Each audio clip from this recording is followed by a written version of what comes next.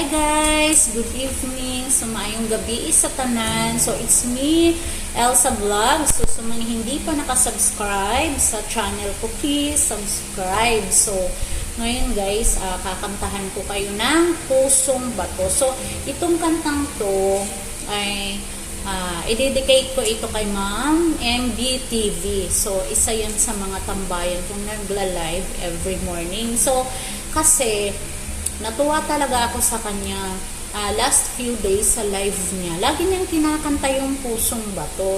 Niya, kanang kuan gani kanang yaga-yaga kaayo, mga binuang ang iyahang mga lyrics ba, unsa-unsa na lang. Pero, kuan gani, gituyo gani niya.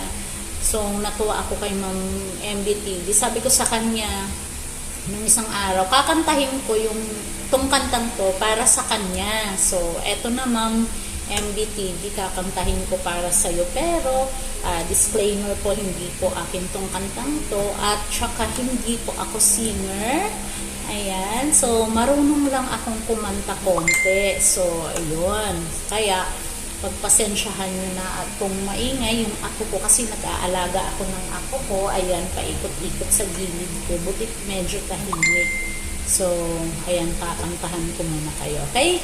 Game! So, shout out muna sa mga pusong bato dyan. So, maraming makaka-relate nito.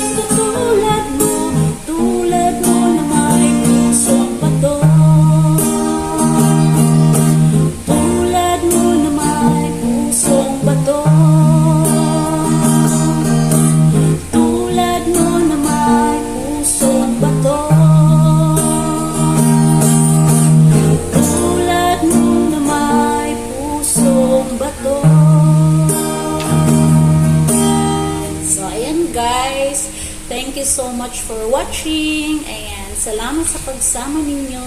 Salamat.